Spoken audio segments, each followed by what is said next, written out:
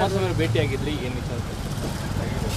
ಇವತ್ತು ಮಾಜಿ ಮುಖ್ಯಮಂತ್ರಿಗಳು ನಮ್ಮೆಲ್ಲರ ಹಿರಿಯರು ಮಾಜಿ ಪ್ರಧಾನಮಂತ್ರಿಗಳ ಸುಪುತ್ರರು ಆದಂಥ ಕುಮಾರಣ್ಣನವ್ರನ್ನ ಇವತ್ತು ಬಂದು ಭೇಟಿ ಮಾಡಿ ಕುಶಲೋಪರಿ ವಿಚಾರಿಸಿದ್ವಿ. ಟ್ರೀಟ್ಮೆಂಟ್ನ ಮುಗಿಸಿ ಇವತ್ತು ಅವರು ವಾಪಸ್ಸು ಬಂದಿದ್ದಾರೆ. ಇನ್ನೊಂದು 2-3 ದಿವಸಗಳಲ್ಲಿ ಮತ್ತೆ ಎಲ್ಲ ರಾಜಕೀಯ ಚಟುವಟಿಕೆಗಳಲ್ಲಿ ತೊಡಗ್ತೀವಿ ಅನ್ನುವಂಥದ್ದು ಕೂಡ ಹೇಳಿದ್ದಾರೆ. ಅವರ ಆರೋಗ್ಯ ಇವತ್ತು ಆದಷ್ಟು ಬೇಗ ಚೇತರಿಕೆಯಾಗಿ ಮತ್ತೆ ಅವರು ಬರಲಿ ಅನ್ನುವಂಥ ಹಾರೈಕೆಯನ್ನು ಮಾಡಿದ್ದೀವಿ. ಭಾಳ ಚೆನ್ನಾಗಿ ಇವತ್ತು ನಮ್ಮ ಜೊತೆಗೆ ಎಲ್ಲರ ಜೊತೆಗೆ ಮಾತನಾಡಿ ಉತ್ಸಾಹದಿಂದ ಇವತ್ತು ನಮ್ಮೆಲ್ಲ ಕ್ಯಾಂಪೇನ್ಗಳಲ್ಲಿ ತೊಡಗಿ ನನ್ನ ಸಂಪೂರ್ಣ ಆಶೀರ್ವಾದ ಇದೆ, ಮುನ್ನುಗ್ಗಿ ಅನ್ನುವಂಥ ಒಂದು ಆಶೀರ್ವಾದವನ್ನು ಕೂಡ ಮಾಡಿದ್ದಾರೆ. ಕುಮಾರಣ್ಣವರು ನನ್ನ ಮತದಾರರು ಕೂಡ.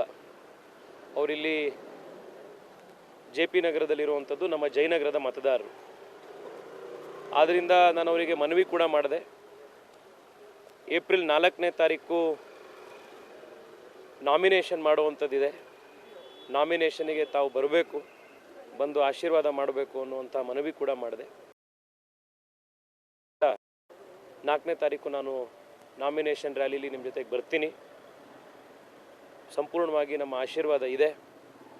ದಾಖಲೆ ಮತಗಳ ಅಂತರದಿಂದ ಇಲ್ಲಿ ಗೆಲ್ಲಬೇಕು ಅನ್ನುವಂಥ ಆಶೀರ್ವಾದವನ್ನು ಕೂಡ ಮಾಡಿದ್ದಾರೆ. ರಾಜ್ಯದ ಎಲ್ಲ ಕ್ಷೇತ್ರಗಳಲ್ಲೂ ಕೂಡ ಇವತ್ತು BJP ಮತ್ತು JDS ಕಾರ್ಯಕರ್ತರು ಒಗ್ಗಟ್ಟಿನಿಂದ ಒಂದೇ ರೀತಿ ಪ್ರಯತ್ನ ಮಾಡ್ತಾ ಇರುವಂಥದ್ದು ಇವತ್ತು ನಾವು ನೋಡ್ತಾ ಇದ್ದೀವಿ. 28 ಲೋಕಸಭಾ ಕ್ಷೇತ್ರಗಳಲ್ಲಿ ಈ ಅಲಯನ್ಸ್ನ ಈ ಪಾರ್ಟ್ನರ್ಶಿಪ್ನ ಒಂದು ಉಪಯೋಗ ಎರಡೂ ಪಾರ್ಟಿಗಳಿಗೂ ಆಗುತ್ತೆ, ಅದಕ್ಕಿಂತ ಮುಖ್ಯವಾಗಿ ರಾಜ್ಯದ ಅಭಿವೃದ್ಧಿಗಾಗತ್ತೆ ಅನ್ನುವಂಥ ವಿಶ್ವಾಸ ಇದೆ. ಮತ್ತೊಮ್ಮೆ ಮಾಜಿ ಮುಖ್ಯಮಂತ್ರಿಗಳಾದಂಥ ಕುಮಾರಸ್ವಾಮಿ ಅವರಿಗೆ ಧನ್ಯವಾದಗಳನ್ನು ಅರ್ಪಿಸ್ತಾ ಇದ್ದೀನಿ. ಮನತುಂಬಿ ಮಾಡಿರುವಂಥ ಆಶೀರ್ವಾದಕ್ಕೆ ಕೃತಜ್ಞತೆಗಳನ್ನು ಕೂಡ ಸಲ್ಲಿಸ್ತಾ ಇದ್ದೀನಿ. ನಮಸ್ಕಾರ. ಸರ್, ಈಗ ನೀವೇನೋ ಅಲಯನ್ಸ್ ಮಾಡ್ಕೊಂಡು ಎಲ್ಲ ಕಡೆ ಗೆಲ್ಲಬೇಕು ಅಂತಿದ್ದೀರಾ, ಆದರೆ ಹಾಸನದಲ್ಲಿ ಪ್ರೀತಮ್ ಗೌಡ ಅವರು ಇನ್ನೂ ಕೂಡ ಮೈತ್ರಿ ವಿಚಾರವಾಗಿ ಸಾಕಷ್ಟು ಅಂದರೆ ಅವರ ಆಪ್ತರನ್ನೇ ಕಂಟೆಸ್ಟ್ ಇಂಡಿಪೆಂಡೆಂಟ್ ಆಗಿ ಕಂಟೆಸ್ಟ್ ಮಾಡ್ತಾರೆ, ಬಂಡಾಯ ಕಂಟೆಸ್ಟ್ ಮಾಡ್ತಾರೆ. ನೋಡಿ, ಆ ರೀತಿ ಯಾವುದೂ ಇಲ್ಲ.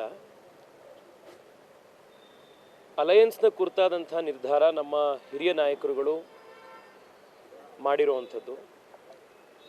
ರಾಜ್ಯದ ರಾಜಕೀಯ ಪರಿಸ್ಥಿತಿಯನ್ನು ನೋಡಿಕೊಂಡು ಇವತ್ತಿಲ್ಲಿ ಎಲ್ಲರೂ ಒಟ್ಟಿಗೆ ಬಂದಾಗ ರಾಜ್ಯಕ್ಕೆ ಉಪಯೋಗ ಆಗುತ್ತೆ ಅನ್ನುವಂಥ ದೃಷ್ಟಿಯಿಂದ ಮಾಡಿರುವಂಥ ಒಂದು ಅಲಯನ್ಸ್ ಇದು. ನಮ್ಮ ಕಾರ್ಯಕರ್ತರು ಕೂಡ ಎಲ್ಲ ಕ್ಷೇತ್ರಗಳಲ್ಲೂ ಎರಡೂ ಪಾರ್ಟಿಯ ಕಾರ್ಯಕರ್ತರು ಬಹಳ ಉತ್ಸಾಹದಿಂದ ಇವತ್ತು ಈ ಅಲಯನ್ಸ್ನ ಸ್ವೀಕಾರ ಮಾಡಿದ್ದಾರೆ. ಮತ್ತು ಇದರಿಂದ ರಾಜ್ಯಕ್ಕೆ ಉಪಯೋಗ ಆಗತ್ತೆ ಅನ್ನುವಂಥದ್ದಿದೆ. ಆಮೇಲೆ ಯಾರೇ ಪ್ರಧಾನಮಂತ್ರಿ ನರೇಂದ್ರ ಮೋದಿಯವರ ನಾಯಕತ್ವವನ್ನು ಒಪ್ಪಿ ಬಂದಾಗ ಅವರ ನಾಯಕತ್ವದಲ್ಲಿ ದೇಶ ಮುಂದುವರಿತಾ ಇದೆ, ಅದಕ್ಕೆ ನಾವೆಲ್ಲ ಸಹಕಾರ ಕೊಡಬೇಕು ಅಂತ ಬಂದಾಗ ಎಲ್ಲರೂ ಜೊತೆಗೆ ತೆಗೆದುಕೊಂಡು ಹೋಗಿ ನಾಡನ್ನು ಕಟ್ಟುವಂಥದ್ದು, ರಾಜ್ಯವನ್ನು ಕಟ್ಟುವಂಥದ್ದು, ದೇಶ ಕಟ್ಟುವಂಥದ್ದು ನಮ್ಮೆಲ್ಲರ ಕೆಲಸ. ಆ ದೃಷ್ಟಿಯಿಂದ ಈ ಅಲಯನ್ಸು ನಮಗೆ ಎಲ್ಲ ಕ್ಷೇತ್ರಗಳಲ್ಲೂ ಉಪಯೋಗ ಆಗುತ್ತೆ. 28 ಲೋಕಸಭಾ ಕ್ಷೇತ್ರಗಳನ್ನು ಗೆಲ್ಲಲಿಕ್ಕೆ ಬಹಳ ದೊಡ್ಡ ಒಂದು ಶಕ್ತಿ ಈ ಅಲಯನ್ಸ್ನಿಂದ ಬಂದಿದ್ದಾರೆ.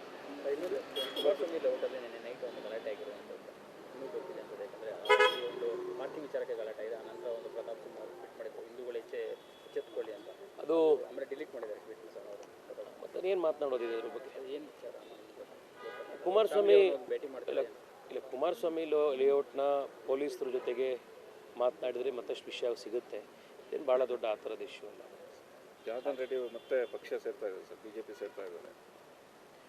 ನೋಡಿ, ಇವತ್ತು ನರೇಂದ್ರ ಮೋದಿಯವರ ನಾಯಕತ್ವವನ್ನು ಒಪ್ಪಿ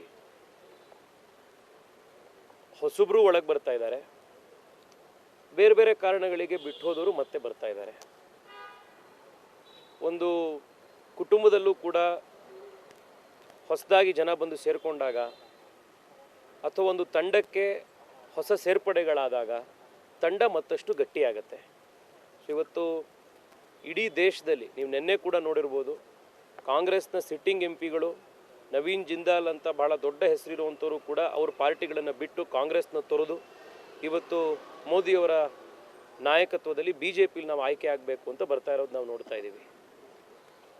ಇನ್ನು ನಮ್ಮ ಪಾರ್ಟಿಲೇ ಇದ್ದಂಥವ್ರು ಹೊರಗಡೆ ಹೋಗಿರೋರು ವಾಪಸ್ಸು BJPಗೆ ಬರ್ತಾ ಇದ್ದಾರೆ ಅಂತಂದರೆ ನಮ್ಮ ಶಕ್ತಿ ಗಟ್ಟಿ ಆಗುತ್ತೆ. ಅದನ್ನು ನಾವು ಸ್ವೀಕರಿಸ್ತೀವಿ ಮತ್ತು ಸ್ವಾಗತಿಸ್ತೀವಿ. ಯಾರೇ ಬಂದರೂ ಕೂಡ ಅದಕ್ಕೆ ನಮ್ಮ ಬೆಂಬಲ ಇರುತ್ತೆ. ನಮಸ್ಕಾರ.